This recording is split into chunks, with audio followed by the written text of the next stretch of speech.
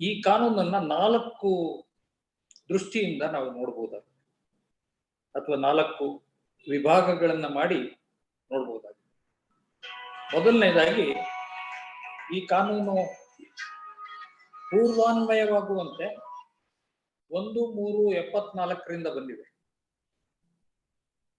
ಸುಮಾರು 46 ವರ್ಷಗಳ ಇತಿಹಾಸವನ್ನ, ಸಾಧನೆಯನ್ನ, ಕಾನೂನನ್ನ ಅಳಿಸಿ ಹಾಕುವಂತಹ ಒಂದು ಪ್ರಯತ್ನ ಈ ಪೂರ್ವಾನ್ವಯದ ಉದ್ದೇಶ.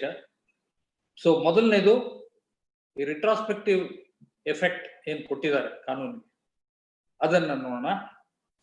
ಎರಡನೇದಾಗಿ, ಇದು ಸುಗ್ರೀವಾಜ್ಞೆ ತರಬಹುದಾದಂತ ವಿಚಾರನ ಈ ಕಾನೂನು ಸುಗ್ರೀವಾಜ್ಞೆ ಮೂಲಕ ಮಾಡಬಹುದಿತ್ತ ಅನ್ನೋದು. ಮೂರನೇದಾಗಿ, ಅಮೆಂಡ್ಮೆಂಟ್ಸ್ ಪ್ರಾಪರ್ ಏನ್ ತಂದಿದ್ದಾರೆ, ಇದ್ದಿದ್ದಂತ ಭೂಮಿತಿಯನ್ನ ದುಪ್ಪಟ್ಟುಗೊಳಿಸಿ 4 ಪಟ್ಟರವರೆಗೂ ಹೆಚ್ಚಿಸಿದ್ದಾರೆ. ಹಾಗೂ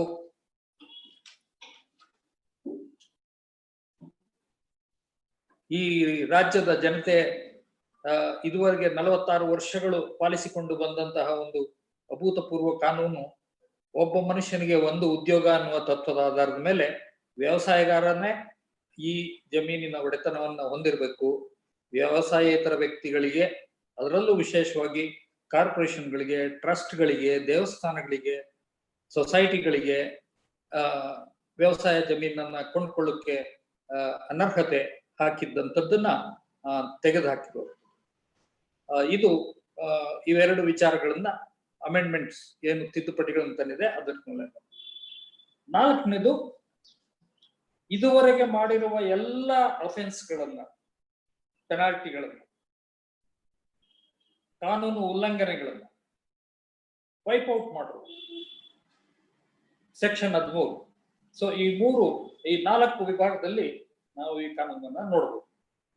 ಮೊಟ್ಟ ಮೊದಲನೇದಾಗಿ, ಸನ್ಮಾನ್ಯ ಕಾನೂನು ಸಚಿವರ ವಿದ್ವತ್ಪೂರ್ಣವಾದಂತ ವಿಚಾರ ಮಂಡನೆಯನ್ನ ಕೂಲಂಕುಷವಾಗಿ ಗಮನಿಸಿದೆ. ಎಲ್ಲಿಯೂ ಕೂಡ ಅವರು ಯಾಕೆ ಈಗಿರುವಂತಹ ಮೊಕದ್ದಮೆಗಳನ್ನ ಮುಚ್ಚಾಕ್ತಾ ಇದ್ದಾರೆ, ಯಾವುದೇ ಕಾನೂನು ಮಾಡಿದಾಗಲೂ ಮೊದಲು ಮಾಡೋ ಕೆಲಸ ಏನು ಅಂತಂದ್ರೆ, ಅಲ್ಲಿಯವರೆಗೆ ಇದ್ದ ಕಾನೂನಿನ ಅಡಿಯಲ್ಲಿ ನಡೆದಿರುವ ಎಲ್ಲ ಪ್ರಕ್ರಿಯೆಗಳನ್ನ ಸೇವ್ ಮಾಡೋದು. ಸೇವಿಂಗ್ ಕ್ಲಾಸ್ ಇರುತ್ತೆ. ಸೇವಿಂಗ್ ಅಂತ ಹೇಳ್ಬಿಟ್ಟು 13ನೇ ಕ್ಲಾಸ್ ಅಲ್ಲಿ ಮಾಡಿರೋದು, ಆಲ್ ದಿ ಕೇಸಸ್ ಅಬೇಟ್ ಅಂತ ಹೇಳೋದ್ರ ಮೂಲಕ ಇರುವ ಎಲ್ಲ ಮೊಕದ್ದಮೆಗಳನ್ನ ಏನು ಮುಚ್ಚಾಕಿರೋದು. ಇದು ಎಷ್ಟು ಸರಿ, ಫಸ್ಟ್ ಇದನ್ನ ನೋಡೋಣ. ಇದಕ್ಕೋಸ್ಕರ ರಿಟ್ರಾಸ್ಪೆಕ್ಟಿವಿಟಿ ಕೊಟ್ಟಿರೋದು. 1374ರಿಂದ ತಂದಿರೋದು. ಒಂದು ವಿಚಾರ ತಿಳ್ಕೊಳ್ಬೇಕು, ಸನ್ಮಾನ್ಯ ಸಚಿವರು ತುಂಬಾ ಹೇಳಿದ್ರು, ಟೆಕ್ಕಿಗಳು ಇವತ್ತು ಫಾರ್ಮರ್ಸ್ ಆಗ್ಬೇಕು ಅಂತಿದ್ದಾರೆ. ಹೊರದ ರಾಜ್ಯಗಳಿಗೆ ಹೋಗೋ ಬಂಡವಾಳ ತರೋದಕ್ಕೆ ಬಹಳ ಘನ ಉದ್ದೇಶಗಳು, ಅದ್ರಲ್ಲಿ ಏನು ಅನುಮಾನ ಇಲ್ಲ. ಆದ್ರೆ ಇದು ಯಾವುದು ನಿನ್ನೆ ದಿವಸಕ್ಕೆ ಮಾಡಕ್ಕಾಗಲ್ಲ, 75ನೇ ಇಸ್ವಿಗೆ ಮಾಡಕ್ಕಾಗಲ್ಲ, 2018ನೇ ಇಸ್ವಿಗೆ ಮಾಡಕ್ಕಾಗಲ್ಲ ಅಲ್ವೇ? ಸೊ 46 ವರ್ಷಗಳ ಇತಿಹಾಸ ಇದನ್ನ ರಿವರ್ಸ್ ಮಾಡ್ಲಿಕ್ಕೆ ಬರೋದಿಲ್ಲ. So why retrospectivity? ಸನ್ಮಾನ್ಯ ಸಚಿವರಿಗೆ ನಾನು ಗಮನಕ್ಕೆ ತರೋದು ಒಂದು ಬಹಳ ಮುಖ್ಯವಾದಂತ ಮಾತು. ಕಳೆದ 15 ವರ್ಷಗಳಲ್ಲಿ ಸೆಕ್ಷನ್ 79A and B ವಿಚಾರದಲ್ಲಿ ಹೆಚ್ಚು ಕಮ್ಮಿ 80,000 ಮೊಕದ್ದಮೆಗಳನ್ನ ಹೂಡಲಾಗಿದೆ ಕರ್ನಾಟಕದಾದ್ಯಂತ. ಅದರಲ್ಲಿ 50,000 ಮೊಕದ್ದಮೆಗಳು ಕೊಂಡ್ಕೊಂಡವ್ರ ಪರವಾಗಿ ಆಗಿದೆ. Where is any harassment by the bureaucracy? ಕೇವಲ 15,000 ಮೊಕದ್ದಮೆಗಳು ಸರ್ಕಾರದ ಪರವಾಗಿ ಆಗಿದೆ. ಇನ್ನು ಉಳಿದ ಮೊಕದ್ದಮೆಗಳು ಬಾಕಿ ಇದಾವೆ. So why ರಿಟ್ರಾಸ್ಪೆಕ್ಟಿವಿಟಿ? ಅಂಡ್ ಯಾಕೆ ರಿಟ್ರಾಸ್ಪೆಕ್ಟಿವಿಟಿ ಅಂತಂದ್ರೆ ಇದು ಬಹಳ ಮುಖ್ಯ. ನನ್ಗನ್ಸೋದು ಇಡೀ ಆರ್ಡಿನೆನ್ಸ್ ತಂದಿರದೆ ಈ ರಿಟ್ರಾಸ್ಪೆಕ್ಟಿವ್ ಎಫೆಕ್ಟ್ ಕೊಟ್ಟು, ನಾನು ಕೊನೆಯ ವಿಚಾರ ಹೇಳ್ತೀನಿ ಅಂತ ಹೇಳಿದ್ನಲ್ಲ, ಸೇವಿಂಗ್ ಕ್ಲಾಸ್ ನಲ್ಲಿ wiping out the penalties or offences or violations, ಅದಕ್ಕೋಸ್ಕರನೇ ಇಡೀ ಆರ್ಡಿನೆನ್ಸ್ ಈ ಸುಗ್ರೀವಾಜ್ಞೆಯನ್ನು ತಂದಿರೋದು ಅಂತ ನನ್ನ ಅಭಿಪ್ರಾಯ. ಯಾಕಪ್ಪ ಈ ಮಾತು ಹೇಳ್ತೀನಿ ಅಂತಂದ್ರೆ, ಇತ್ತೀಚೆಗೆ ರಿಜಿಸ್ಟ್ರಾರ್ ಆಫ್ ಕೋಆಪರೇಟಿವ್ ಸೊಸೈಟಿ ಒಂದು ತನಿಖೆ ಮಾಡಿದ್ದಾರೆ.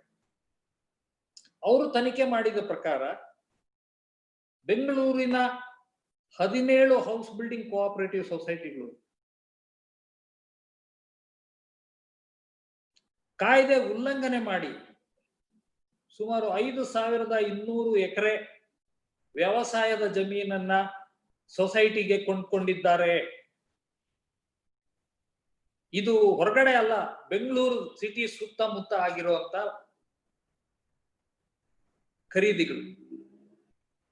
ಈ ಜಮೀನಿನ ಒಟ್ಟಾರೆ ಮೌಲ್ಯ ಒಂದು ಎಸ್ಟಿಮೇಟ್ ಪ್ರಕಾರ 15,000ದಿಂದ 20,000 ಕೋಟಿಯವರೆಗೆ ಹೋಗ್ತದೆ. ಅವರನ್ನ ಉಳಿಸೋದು ಈ ಸುಗ್ರೀವಾಜ್ಞೆಯ ಉದ್ದೇಶ. ಅಂತಹ 13,814 ಮೊಕದ್ದಮೆಗಳು ಇದ್ದಾವೆ, ಬಾಕಿ ಇದ್ದಾವೆ. ಅವುಗಳನ್ನೆಲ್ಲವನ್ನು ಇವತ್ತು ಮುಚ್ಚಾಕ್ಲಿಕ್ಕೋಸ್ಕರ ಸುಗ್ರೀವಾಜ್ಞೆ ಒಂದೇ ಪರಿಹಾರ, ಬೇರೆ ಪರಿಹಾರವಿಲ್ಲ. ಸೊ ಇದು ಬಹಳ ಮುಖ್ಯವಾದಂತಹ ಒಂದು ಈಗ ಆರೋಪ ಆಗ್ಲೇ ಬಂದಿದೆ, ನಾನು ಹೊಸದಾಗಿ ಮಾಡ್ತಿರೋದಲ್ಲ. ಸನ್ಮಾನ್ಯ ಸಚಿವರು ಇದ್ರ ಬಗ್ಗೆ ಏನು ಹೇಳಲಿಲ್ಲ, ಅದು ಹೇಳಿದ್ರೆ ಚೆನ್ನಾಗಿತ್ತು. ಸೊ ಈಗ ಅವ್ರು ಹೇಳ್ತಾ ಇದ್ದಿದ್ರಿಂದ ಈ ಆರೋಪಗಳು ಸತ್ಯ ಇದೆ. ಅದರಿಂದ ಇದನ್ನ ತಂದಿರೋದು 13,814 ಆರೋಪಿಗಳನ್ನ, ಅಂದ್ರೆ ವೈಲೇಟ್ ಮಾಡಿರೋರ್ನ ಉಳಿಸೋದಕ್ಕೋಸ್ಕರ, ಅವ್ರು ಕೊಂಡಿರೋ ಜಮೀನನ್ನ ಅವ್ರು ಉಳಿಸ್ಕೊಡೋದಕ್ಕೋಸ್ಕರ 5,200 ಎಕರೆ. ಇದು ಬೆಂಗಳೂರು ಸಿಟಿಗೆ ಮಾತ್ರ ಹೇಳ್ತಾ ಇದ್ದೀನಿ. ಸುಮಾರು 20,000 ಕೋಟಿ ರೂಪಾಯಿ ಮೌಲ್ಯದ ಆಸ್ತಿಯನ್ನ ಅವರಿಗೆ ಉಳಿಸ್ಕೊಡೋದಕ್ಕೋಸ್ಕರ, ಇಲ್ದಾದ್ರೆ ಅದೆಲ್ಲ ಸರ್ಕಾರದ ಸ್ವತ್ತಾಗ್ತಾ ಇತ್ತು ಕಾನೂನನ್ವಯ ಮಾಡಿ. So that is the first aspect. The second aspect ನಾನು ಹೇಳ್ತಾ ಇರೋದು,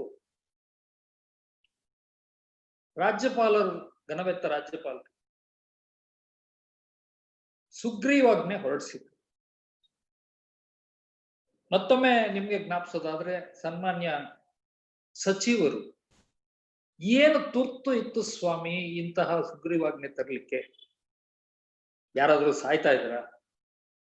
ಕೋವಿಡ್ ಶವಯಾತ್ರೆ ನಡೀತಾ ಇದೆ, ಅದಕ್ಕೆ ಗಮನ ಕೊಡದೆ ಇದಕ್ಕೆ ಇಷ್ಟೊಂದು ಸಮಯ ಕೊಡ್ತಾ ಇದ್ದೀರಲ್ಲ. ಇಂಥ ಅರ್ಜೆನ್ಸಿ ಏನಿತ್ತು ತಮ್ಗೆ? ಯಾಕಿಂತ ಈ ಸುಗ್ರೀವಾಜ್ಞೆಯನ್ನು ತಂದ್ರಿ? ಸನ್ಮಾನ್ಯ ಸಚಿವರು ಕ್ಯಾಬಿನೆಟ್ ಡಿಸಿಷನ್ ಆದ ದಿವಸ ಸದನದಲ್ಲಿ ಇದನ್ನು ಮಂಡಿಸಿ ಚರ್ಚೆ ಮಾಡಿ ಪಾಸ್ ಮಾಡ್ತೀವಿ ಅಂತ ಹೇಳಿದ್ರು. ಅದಕ್ಕೆ ಬದಲಾಗಿ ಇನ್ ಲೆಸ್ ದನ್ 1 month ಅದು ಸುಗ್ರೀವಾಜ್ಞೆಯಾಗಿ ಪರಿವರ್ತನೆ ಆಗುತ್ತೆ. ಸದನದಲ್ಲಿ ಬರಬೇಕಾದಂತ ಮಸೂದೆ ಸುಗ್ರೀವಾಜ್ಞೆಯಾಗಿ ಬರುತ್ತೆ. ಯಾಕೆಂದ್ರೆ ಸುಗ್ರೀವಾಜ್ಞೆ, ಒಂದು ಮಾತನ್ನ ನಾವು ತಿಳ್ಕೊಳ್ಬೇಕು, ರಾಜ್ಯಪಾಲರು ವಿಧಾನಮಂಡಲವಲ್ಲ. ವಿಧಾನಮಂಡಲ ಕಾನೂನು ಮಾಡಿದಾಗ nobody can question its wisdom. Nobody can impute motives to the legislature.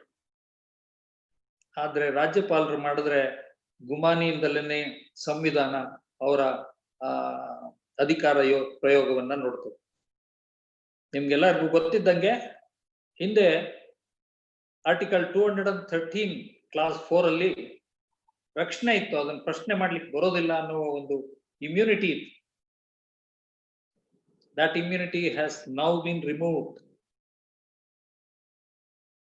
So any exercise of power under article 213 is a justiciable action. ಯಾಕೆ ಅದನ್ನ justiciable ಅಂತಂದ್ರೆ, this is not a parallel legislature. It has no plenary power to pass legislation. It has a very qualified and restricted power. ಅದು ಏನು ಅಂತಂದ್ರೆ, what is that qualification? Number 1, ರಾಜ್ಯಪಾಲರಿಗೆ ಮನವರಿಕೆ ಆಗಬೇಕು. We should be satisfied. Satisfied about what? About the urgency of the matter. Emergent action is needed. He should be satisfied. ಸನ್ಮಾನ್ಯ ಸಚಿವರು ಅಂತಹ ಯಾವುದೇ ಮಾಹಿತಿಯನ್ನ ನಮ್ಮ ಮುಂದೆ ಕೊಟ್ಟಿಲ್ಲ. ಇದ್ರೆ ಈಗಲೂ ಕೂಡ ದೇಶ್ ಮೇಕ್ ಇಟ್ ಪಬ್ಲಿಕ್. ಗವರ್ನರ್ಗೆ ಏನ್ ಮೆಟೀರಿಯಲ್ ಕೊಟ್ರಿ ನೀವು? ಇಷ್ಟು ತುರ್ತಾಗಿ ಸುಗ್ರೀವಾಜ್ಞೆ ತರುವಂತದ್ದು, ಸದನದ ಕಲಾಪಗಳಿಗೆ ಕಾಯ್ದೆ ಇರುವಂತಹ ಒಂದು ಅರ್ಜೆನ್ಸಿ ಏನಿತ್ತು? ಈ 13,000 ಜನ ವೈಲೇಟರ್ಸ್ ನ ನೀವು ರಕ್ಷಣೆ ಮಾಡೋದನ್ನ ಬಿಟ್ರೆ ಬೇರೆ ಏನಿದೆ ಅರ್ಜೆನ್ಸಿ ಈ ಇಡೀ ಕಾನೂನಿನಲ್ಲಿ? ಒಂದನೇದಾಗಿ. ಎರಡನೇದಾಗಿ, ರಾಜ್ಯಪಾಲರು ಇಂತಹ ಒಂದು ಸುಗ್ರೀವಾಜ್ಞೆಯನ್ನ extraordinary power, emergent power exercise ಮಾಡೋದಕ್ಕೆ ಮೊದಲು ಯೋಚನೆ ಮಾಡಬೇಕಿತ್ತು. ಕುಂಬಾರನಿಗೆ ವರ್ಷ, ದೊಣ್ಣೆಗೆ ನಿಮಿಷ ಅಂತ. ದೇವರಾಜರ ಸರ್ಕಾರ 1974ರಲ್ಲಿ 1/3/74ರಲ್ಲಿ ತಂದ ಕಾಯ್ದೆಯನ್ನು ಸಾರಾಸಗಟಾಗಿ ತಗೊಂಡೋಗಿ ಕಸಬುಟ್ಟಿಗೆ ಹಾಕ್ತಿರ್ಲಿಲ್ಲ. ಅದರದ್ದೇನಾದ್ರೂ ಅಚೀವ್ಮೆಂಟ್ಸ್ ನೋಡಿದ್ರ? ಅದರ ಅವಶ್ಯಕತೆ ನೋಡಿದ್ರ? ಸ್ವಾಮಿ, ಇದು ಮೊಕದ್ದಮೆಯನ್ನ ಸುಪ್ರೀಂ ಕೋರ್ಟ್ ನಲ್ಲಿ ಹೂಡಿದಾಗ ಈ 74ರ ತಿದ್ದುಪಡಿ ಸಂವಿಧಾನ ಬಾಹಿರ ಅಂದಾಗ ಸುಪ್ರೀಂ ಕೋರ್ಟ್ ಅದನ್ನು ಎತ್ತಿ ಹಿಡಿತಾ ಶ್ರೀನಿವಾಸ ರಾಘವಾಚಾರ್ಯನ್ ಅವರ ಮೊಕದ್ದಮೆಯಲ್ಲಿ ಒಂದು ಗಂಭೀರವಾದಂತಹ ಒಂದು ಮಾತನ್ನು ಹೇಳಿದ್ದೆ, ಇದು ಸಂವಿಧಾನದ ಅನುಷ್ಠಾನಕ್ಕೆ ತಂದಿರುವಂತಹ ಕಾರ್ಯಕ್ರಮ, ಸಾಮಾಜಿಕ ನ್ಯಾಯದ ಒಂದು ಕಾರ್ಯಕ್ರಮ. Article 39B and C,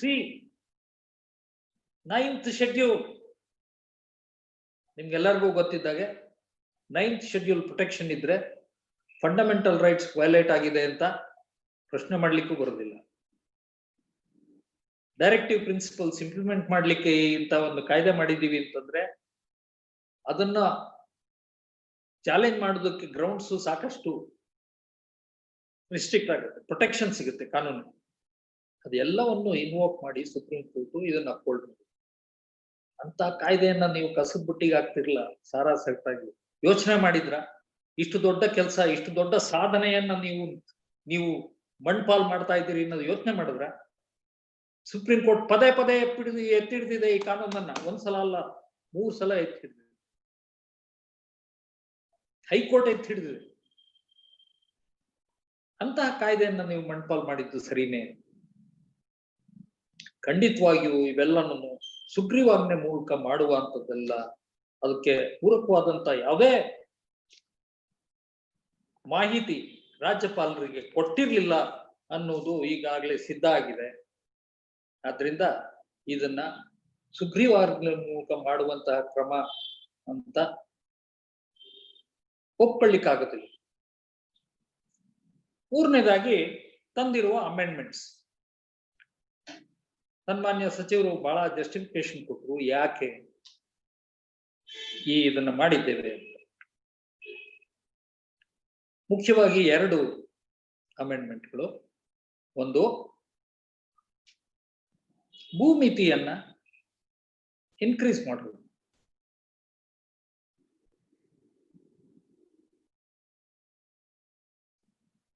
$40 unit ವರ್ಗು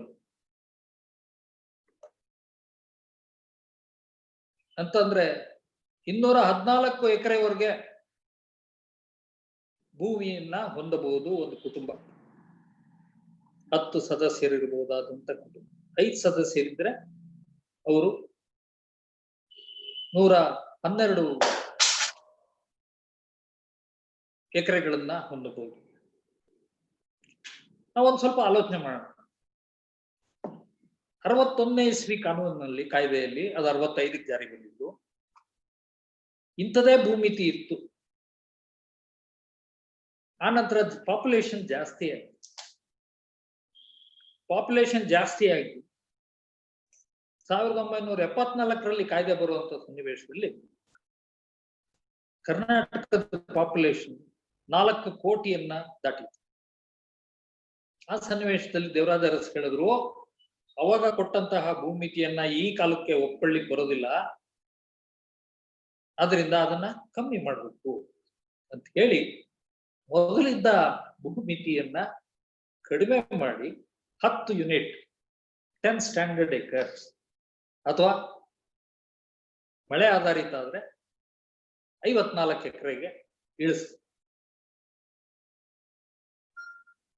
ಇವತ್ತು ರಿವರ್ಸ್ ಮಾಡ್ತಾ ಇದ್ದಿರಲ್ಲ ಸ್ವಾಮಿ, ಪಾಪ್ಯುಲೇಷನ್ ಜಾಸ್ತಿ ಆಗಿದ್ಯಾ ಕಮ್ಮಿ ಆಗಿದ್ಯಾ? ಪಾಪ್ಯುಲೇಷನ್ ಕಮ್ಮಿ ಆಗಿದ್ರೆ ನೀವು ಮಾಡಿರೋದು ಸರಿ ಇದೆ. ಅಥವಾ ಭೂಮಿ ಕಲ್ಟಿವೇಬಲ್ ಲ್ಯಾಂಡ್ ಏನಿತ್ತಲ್ಲ ಅವತ್ತಿನ ದುಪ್ಪಟ್ಟಾಗಿದ್ರೆ ಇವತ್ತು ನೀವು ದುಪ್ಪಟ್ಟು ಮಾಡಿದ್ದನ್ನ ನಾವು ಒಪ್ಕೊಳ್ಳಿ. ಹೇಗೆ ಮಾಡಿದ್ರಿ? ಭಾರತದ ಸಂವಿಧಾನದ ಬಹಳ ದೊಡ್ಡ ಮೌಲ್ಯ ಅಂತಂದ್ರೆ ಸಮಾನತೆ. ಪ್ರಿವೆನ್ಷನ್ ಆಫ್ ಕಾನ್ಸಂಟ್ರೇಷನ್ ಆಫ್ ಸಮಾನತೆ ಅಂತ ಮೂಲ ಹೇಳಿ ಯಾವ ರೀತಿ ಅದನ್ನ ಅಚೀವ್ ಮಾಡ್ಬೇಕು ಅನ್ನೋದಕ್ಕೆ ಅದಕ್ಕೊಂದು ಮೆಷಿನರಿನೇ ಕೊಟ್ಟಿದೆ. Directive principles. ಡೈರೆಕ್ಟಿವ್ ಪ್ರಿನ್ಸಿಪಲ್ಸ್ ಏನ್ ಹೇಳ್ತಾರೆ? Prevent concentration of wealth, ensure distribution of wealth. ಒಂದು, arrest the growth of inequality. ಎರಡನೇ ತತ್ವ, spread equality by distributing wealth. ಅಷ್ಟೇ ಮುಖ್ಯವಾಗಿ ಗುಂಪುಗಳ ನಡುವೆ, ಸಮೂಹಗಳ ನಡುವೆ ಇರ್ತಕ್ಕಂಥ ಅಸಮಾನತೆಯನ್ನ ಕಮ್ಮಿ ಮಾಡಿ, ವರಮಾನದಲ್ಲಿ ಅಸಮಾನತೆ ಇದ್ರೆ ಅದನ್ನ ಕಮ್ಮಿ ಮಾಡಿ, ಅಂದ್ರೆ ಸಮಾನತೆಯನ್ನ ಹೆಚ್ಚು ಮಾಡ್ತಾ ಹೋಗಿ. ಸನ್ಮಾನ್ಯ ಸಚಿವರು ಇದ್ರ ಕಡೆ ಗಮನ ಕೊಡ್ಬೇಕು. ಅವತ್ತಿನ ಪಾಪ್ಯುಲೇಷನ್, ಇವತ್ತಿರುವಂತ ಜಮೀನು, ಅವತ್ತಿದ್ದ ಕಲ್ಟಿವೇಬಲ್ ಲ್ಯಾಂಡ್ ಇವತ್ತು ಕಮ್ಮಿ ಆಗಿದೆ. ಅವತ್ತಾದ್ಮೇಲೆ ಲಕ್ಷಾಂತರ ಎಕರೆ ನಾನ್ ಅಗ್ರಿಕಲ್ಚರ್ ಪರ್ಪಸ್ ಕೊಟ್ಟೋಗಿದೆ. ಅವತ್ತಿದ್ದಂತ ಜಮೀನು ಲಕ್ಷಾಂತರ ಎಕರೆ ಇಂಡಸ್ಟ್ರಿಗಳಿಗೆ ಹೋಗಿದೆ. ತಾವೇ ಹೇಳಿದಾಗೆ IIDB ಕಪಿಮುಷ್ಟಿಗೆ ಹೋಗಿದೆ. ಅದನ್ನೆಲ್ಲ ತೆಗೆದ್ರೆ ಎಲ್ಲಿ ಉಳಿಯುತ್ತೆ ಸ್ವಾಮಿ ನೀವು ದುಪ್ಪಟ್ಟು ಮಾಡ್ಲಿಕ್ಕೆ?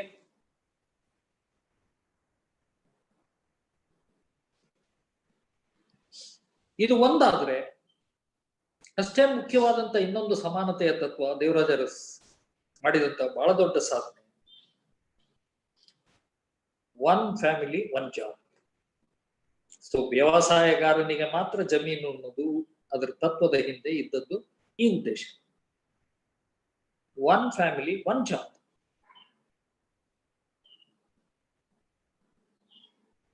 ಯಾಕೆಂದ್ರೆ jobs are not plenty. Land is a very limited resource. It is a constricting wealth. So ನೀವು ಈಗಿರೋದೇ ಅಸಮಾನತೆ ಎಷ್ಟಿದೆ ಅಂತಂದ್ರೆ ಸುಮಾರು 70,000 ಕುಟುಂಬಗಳು ಇವತ್ತು ಕೃಷಿಯಲ್ಲಿ ತೊಡಗಿಕೊಂಡಿದ್ದಾರೆ. ಅದರಲ್ಲಿ 75% ಕುಟುಂಬಗಳಿಗೆ 5 ಎಕರೆ ಕೂಡ ಇಲ್ಲ. They are small and marginal farmers. ಅವರೇ ಇವತ್ತು ಇದನ್ನ ಮಾರೋದು. ಸ್ಥಿತಿವಂತರು ಯಾರು ಮಾರ್ಲಿಕ್ಕೆ ಹೋಗೋದಿಲ್ಲ. ಕಾಫಿ ಎಸ್ಟೇಟ್ನವ್ರೇನ್ ನಿಮ್ಗೆ ಇದನ್ನ ಮಾರ್ಲಿಕ್ಕೆ ಹೋಗೋದಿಲ್ಲ, ಜಮೀನ್ ಮಾರ್ಲಿಕ್ಕೆ. ಅವ್ರಿಗೆ ಯಾವತ್ತು ನಿರ್ಬಂಧನೂ ಇರಲಿಲ್ಲ, ಯಾಕೆಂದ್ರೆ ಲ್ಯಾಂಡ್ ರಿಫಾರ್ಮ್ಸ್ ಆಕ್ಟೇ ಅಪ್ಲೈ ಆಗುತ್ತೆ. ಸೊ ಯಾರು ಮಾರಾಟ ಮಾಡ್ತಾರೆ? ಇದನ್ನ ಆಲೋಚನೆ ಮಾಡಿದೀರಾ? ಆ ಮಾರಾಟ ಮಾಡಿದವ್ರು ಎಲ್ಲಿಗೆ ಹೋಗ್ಬೇಕು? ಅವ್ರಿಗೆ ಏನ್ ಉದ್ಯೋಗ ಗೊತ್ತಿದೆ ವ್ಯವಸಾಯ ಬಿಟ್ರೆ? ಅದೇನಾದ್ರೂ ಯೋಚನೆ ಮಾಡಿದೀರಾ? ಇವತ್ತು ರೈತರ ಆತ್ಮಹತ್ಯೆ ನಡೀತಾ ಇದೆ. ನಾಳೆ ದಿವಸ ಎಕ್ಸ್ ರೈತರ ಆತ್ಮಹತ್ಯೆ ನಡೆಯುತ್ತೆ ಇದ್ರ ಜೊತೆಗೆ. ಯಾಕೆಂದ್ರೆ ರೈತ ಏನಿದ್ರು ಅವನು ಬಡವನಿರ್ಲಿ ಶ್ರೀಮಂತನಿರ್ಲಿ ಅವನು ಸ್ವಾಭಿಮಾನಿ. ಅವ್ನು ದೇವ್ರಿಗೆ ಬೇಕಾದ್ರೆ ಕೈ ಮುಗಿತಾನೆ, ಇನ್ನೊಬ್ಬ ಮನುಷ್ಯನಿಗೆ ಯಾವತ್ತು ಕೈ ಮುಗಿದು ಅವನು ಪರಾವಲಂಬಿಯಾಗಿ ಬದುಕಿಲ್ಲ. ಭಿಕ್ಷೆ ಬೇಡೋದಿಲ್ಲ ಅವನು. ರೈತ ಬಹಳ ದೊಡ್ಡ ಸ್ವಾಭಿಮಾನಿ. ಇಂಡಸ್ಟ್ರಿಯಲ್ ವರ್ಕರ್ಸ್ ಯಾರು ಸೂಸೈಡ್ ಮಾಡ್ಕೋತಿಲ್ಲ. ಬ್ಯಾಂಕ್ ಸಾಲ ತಗೊಂಡು ಮೋಸ ಮಾಡ್ತಿರೋರು 1000 ಕೋಟಿ ಅವ್ರು ಯಾರನ್ನು ಸೂಸೈಡ್ ಮಾಡ್ಕೋತಾ ಇಲ್ಲ. ಆದ್ರೆ ರೈತ ಮಾಡ್ಕೋತಿದ್ದಾನೆ. ಯಾಕೆ ಅಂತಂದ್ರೆ ಅವನ್ಗೆ ಬೇರೆಯವ್ರ ಮುಂದೆ ಕೈಯೊಡ್ಡಿ ಗೊತ್ತಿಲ್ಲ, ಭಿಕ್ಷೆ ಮಾಡುವ ವ್ಯಕ್ತಿ ಅಲ್ಲ. ನನಗೆ ಬಹಳ ಸಂತೋಷ ನೀವು ಹೇಳಿದ್ರಿ ನಾನು ಕೂಡ ರೈತ ಅಂತ. ನೀವು ರೈತನಾಗಿ ಒಬ್ಬ ಸ್ವಾಭಿಮಾನಿಯಾಗಿ ಆಲೋಚನೆ ಮಾಡಿ, ಇದು ರೈತರಿಗೆ ಒಳ್ಳೇದಾಗತ್ತಾ ಇದು ಅಂತ. So you're destroying his livelihood without providing any alternative. ಅವ್ರಿಗೆ ಮಾರ್ಕೊಂಡು ಅವ್ರಿಗೆ ದುಡ್ಡು ಖರ್ಚಾದ ಕೂಡಲೇ ಉಳಿಯೋದು ಒಂದೇ ದಾರಿ, ವಿಷ ಕುಡಿ. ಬೇರೆ ಏನು ಸಾಧ್ಯತೆ ಇಲ್ಲ. ಯಾಕೆಂದ್ರೆ ಒಂದ್ಸಲ ಜೋಬ್ಗೆ ಅವನ್ಗೆ ದುಡ್ಡು ಬಂದ್ಮೇಲೆ ಅದೇ ಜಮೀನು ಅವ್ನು ಕೊಂಡ್ಕೋಬೇಕು ಅಂದ್ರೆ ಇನ್ನು ದುಪ್ಪಟ್ಟು ಕೊಡ್ಬೇಕು.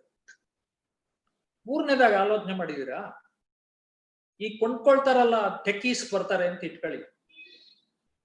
ಅವ್ರು ಬಂದು ಏನ್ ಮಾಡ್ತಾರೆ? ವ್ಯವಸಾಯ ಮಾಡ್ತಾರ? ಆಹಾರ ಬೆಳಿತಾರ? ಅಕ್ಕಿ ರಾಗಿ ಬೆಳಿತಾರ? ಜೋಳ ಬೆಳಿತಾರ? ಆಹಾರ ಭದ್ರತೆ ಏನಾಗುತ್ತೆ ಸ್ವಾಮಿ? ಯಾರು ಊಟ ಹಾಕ್ತಾರೆ? ಈ ದೇಶಕ್ಕೆ ಫುಲ್ ಮೀಲ್ಸ್ ಆಗ್ತಾ ಇದಾರೆ ಇವತ್ತು ರೈತರು. ನೀವು ಹವ್ಯಾಸಕ್ಕೆ ಜನ ಕೊಂಡ್ಕೊಳ್ಳೋದಕ್ ಬಿಟ್ರೆ ಊಟ ಯಾರಾಗ್ತಾರೆ ಈ ರಾಜ್ಯಕ್ಕೆ? ಅದನ್ನ ಯೋಚನೆ ಮಾಡಿದೀರಾ? ಆಹಾರ ಭದ್ರತೆ ಅಂತೂ ಸರ್ವನಾಶ ಆಗುತ್ತೆ. ಅದೆಲ್ಲಕ್ಕಿಂತಲೂ ಹೆಚ್ಚಾಗಿ ಈ ಬಂಡವಾಳಶಾಹಿ ಹಳ್ಳಿಗೆ ಬರ್ತಾನಲ್ಲ, ಅವನು ಬೇರೆ ಬಡ ರೈತರ ಜೊತೆಗೆ ಸಾಮಾನ್ಯವಾಗಿ ಬದುಕ್ತಾನ? ಅವ್ರ ಬೋರ್ವೆಲ್ಗಳಲ್ಲಿ ಬಂದಂಗೆ ನೀರು ಇವನು 400 ಅಡಿಗೋ 500 ಅಡಿಗೋ ಬೋರ್ವೆಲ್ ಹಾಕಿ ಅವನು ಸ್ಯಾಟಿಸ್ಫೈ ಆಗ್ತಾನ? ಇವನ ಹತ್ರ ದುಡ್ಡಿದೆ, ಒಂದಲ್ದಿದ್ರೆ 10 ಕೊಳವೆ ಬಾವಿ ಕರೆಸ್ತಾನೆ. ಬೇರೆ ಎಲ್ಲರ ಕೊಳವೆ ಬಾವಿ ಡಿಪ್ಲೀಟ್ ಆಗುತ್ತೆ. National institute of advance studies ಈ ಒಂದು ಪ್ರಕ್ರಿಯೆಯನ್ನ ಬಹಳ ಚೆನ್ನಾಗಿ ಅಧ್ಯಯನ ಮಾಡಿದ್ದಾರೆ. ಈ ರೀತಿ ಹೊರಗಡೆಯಿಂದ ಬಂದು ಕೊಂಡ್ಕೊಂಡಂತ ಅಗ್ರಿಕಲ್ಚರಲ್ ಲ್ಯಾಂಡ್ಸ್ ಏನಾಗಿದೆ ಅನ್ನೋದನ್ನ ಅವ್ರು ಬಹಳ ಚೆನ್ನಾಗಿ ಅಧ್ಯಯನ ಮಾಡಿದ್ದಾರೆ. ಅದನ್ನಾದ್ರೂ ತಾವು ಗಮನಿಸ್ಬೇಕಿತ್ತು. ಅವ್ರು ಹೇಳ್ತಾರೆ, ಹೋದಂತ ವ್ಯಕ್ತಿಗಳು ಸುಮ್ಮನೆ ಕೂತ್ಕೊಳ್ಳೋದಿಲ್ಲ. ಆ ಊರಲ್ಲಿರೋ ಕಾಲುವೆಗಳನ್ನೆಲ್ಲ ಅವ್ರ ಜಮೀನ್ ತಿರ್ಗಿಸ್ಕೋತಾರೆ. ಆ ಊರಲ್ಲಿರೋ ಕೆರೆ ನೀರ್ನೆಲ್ಲ ಅವ್ರ ಜಮೀನಿಗೆ ಬರಂಗ್ ಮಾಡ್ಕೋತಾರೆ. ಅವ್ರ ಹತ್ರ ದುಡ್ಡಿದೆ, ಅಧಿಕಾರಕ್ಕೆ ಹತ್ರ ಇದಾರ ಅವರು. ಬಡ ರೈತನ್ಗೆ ಅದು ಸಾಧ್ಯ ಆಗೋದಿಲ್ಲ. ಇಡೀ ಗ್ರಾಮದ ರೈತರ ಹೊಟ್ಟೆ ಹೊಡೆದು ಅವನು ಅಲ್ಲಿ ಉದ್ಧಾರ ಆಗ್ಲಿಕ್ಕೆ ಪ್ರಯತ್ನ. ಅದೆಲ್ಲ ಇರ್ಲಿ, ಕರ್ನಾಟಕದಲ್ಲಿ ಪರ್ಸನಲ್ ಇನಾಮ್ ಅಬಾಲಿಷನ್ ಆಯ್ತು. ಈಗಾಗಲೇ ಸನ್ಮಾನ್ಯ ಎಚ್ ಕೆ ಪಾಟೀಲ್ ಹೇಳ್ದಂಗೆ ಈ ಪ್ಯಾಲೇಸ್ ಅಲ್ಲಿ ಎಂತ ಚಾಕ್ರಿ ಮಾಡ್ತಿದ್ದವಂಗೂ ಒಂದೊಂದು ದೊಡ್ಡ ಕುಂಬ್ಳಿ ಕೊಡ್ಲಾಯ್ತು, ಇನಾಮ್ ಕೊಡ್ಲಾಯ್ತು. ರಿಲಿಜಿಯಸ್ ಅಂಡ್ ಚಾರಿಟಬಲ್ ಇನ್ಸ್ಟಿಟ್ಯೂಷನ್ಸ್ ಇನಾಮ್ಸ್ ಅಬಾಲಿಷನ್ ಆಯ್ತು ನೆಕ್ಸ್ಟ್ ಇಯರ್. ಅವನ್ನೆಲ್ಲ ರೈತರಿಗೆ ಕೊಟ್ಟರು. ಆ ಜಮೀನುಗಳನ್ನೆಲ್ಲ ಲಕ್ಷಾಂತರ ಎಕರೆ ಮಠಮಾನ್ಯಗಳು, ದೇವಸ್ಥಾನಗಳ ಹೆಸರಿನಲ್ಲಿ ಇದ್ದಂತ ಜಮೀನುಗಳೆಲ್ಲ ರೈತರಿಗೆ ಬಂತು.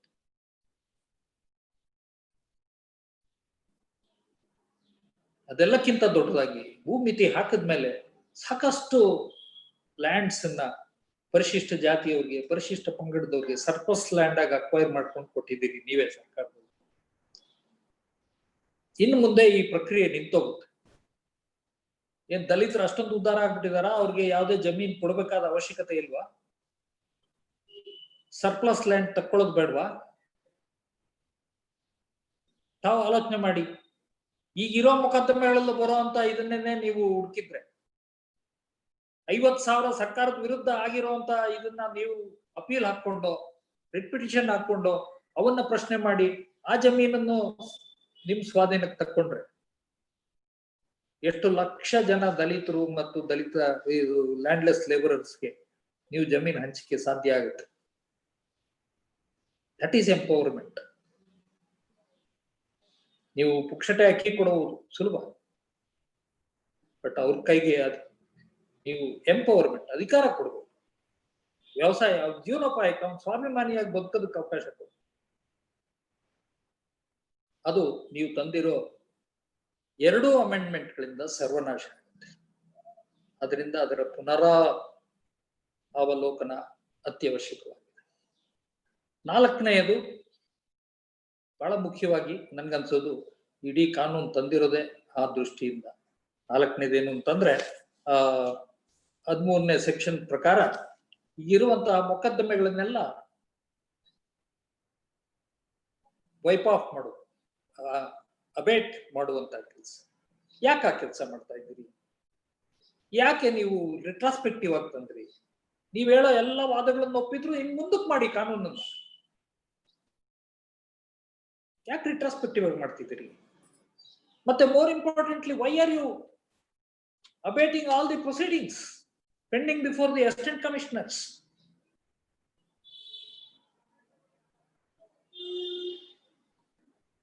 ಇದೊಂದು ಬಹಳ ದೊಡ್ಡ ಸಂವಿಧಾನ ಮಾರಕವಾದಂತ ಕೆಲಸ.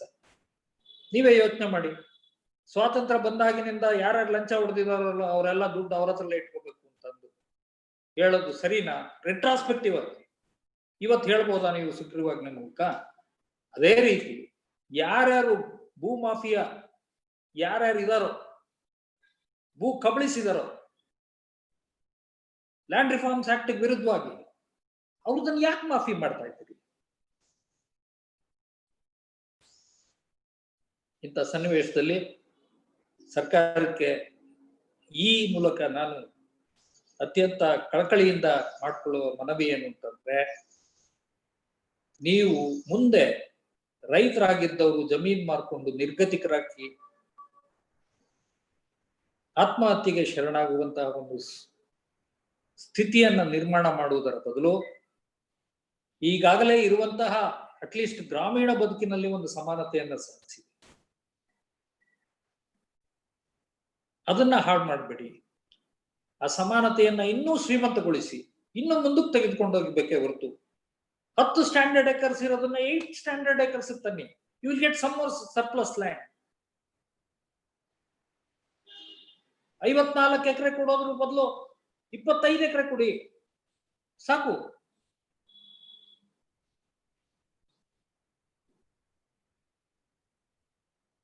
ಆ ಕೆಲಸವನ್ನು ನಾವು ದಯವಿಟ್ಟು ಮಾಡಬೇಕು. ಸರ್ಕಾರಕ್ಕೆ ಸನ್ಮಾನ್ಯ ಕಾನೂನು ಸಚಿವರು ಭಾಗವಹಿಸಿದ ನನಗೆ ತುಂಬಾ ಸಂತೋಷ. ಯಾಕೆಂದ್ರೆ ಸರ್ಕಾರಕ್ಕೆ ಅವರು ಮಾರ್ಗದರ್ಶನ ತೋರಿಸ್ಬೇಕು ಕಾನೂನು ವಿಚಾರ. He should advise. He is the legal advisor to the government. His advice is important. He should point out. ಇವೆಲ್ಲ ನಾನು ವಿವರವಾಗಿ ಹೋಗೋದಿಲ್ಲ. There are decided cases to show this ordinance will not stand this test of judicial scrutiny even for a minute. ಅಂತಹ ಒಂದು ಕೋರ್ಟಿನಿಂದ ಛೀಮಾರಿ ಹಾಕಿಸ್ಕೊಳ್ಳುವುದರ ಬದಲು ಸರ್ಕಾರಕ್ಕೆ ತಾವೇ ಮಾರ್ಗದರ್ಶನ ತೋರಿಸಿ. ಎಲ್ಲಕ್ಕಿಂತಲೂ ಹೆಚ್ಚಾಗಿ ನಾನು ಬಹಳ ಸಂತೋಷ ಪಟ್ಟಿದ್ದು, ನೀವು ಶಾಂತವೇರಿ ಗೋಪಾಲ್ ಗೌಡ್ರ ಗಡಿಯಲ್ಲಿ ಪಳಗಿದ್ದೀನಿ ಅಂತ ಹೇಳಿದ್ದಕ್ಕೆ, ಸಮಾಜವಾದಿಗಳು ಅಂತ ಹೇಳಿದ್ದಕ್ಕೆ. ಈ ರಾಜ್ಯದಲ್ಲಿ ಯಾರಾದರೂ ಭೂ ಸುಧಾರಣೆ ಬಗ್ಗೆ ಕೈ ಎತ್ತಿದ್ರೆ, ಜೈಲ್ಗೆ ಹೋಗಿದ್ರೆ ಗೋಪಾಲ್ ಗೌಡ್ರು ಮಂಚೂಣಿಯಲ್ಲಿ. ಕಾಗೋಡ್ ಸತ್ಯಾಗ್ರಹ ನೆನೆಸ್ಕೊಳ್ಳಿ, 51ನೇ ಇಸ್ವಿಯಲ್ಲಿ ರಾಷ್ಟ್ರದಲ್ಲೇ ಎಲ್ಲೂ ಆಗಿರಲಿಲ್ಲ ಭೂ ಸುಧಾರಣೆ ಬಗ್ಗೆ. ಗೋಪಾಲ್ ಗೌಡ್ರು ಲ್ಯಾಂಡ್ ಗ್ರಾಬ್ ಮೂವ್ಮೆಂಟ್ ಸಂಡೂರಿಂದ ಜ್ಞಾಪಿಸ್ಕೊಳ್ಳಿ. 100 ಚಳವಳಿ, ಎಷ್ಟು ಸಲ ಗೋಪಾಲ್ ಗೌಡ್ರು ಜೈಲ್ಗೆ ಹೋದ್ರು.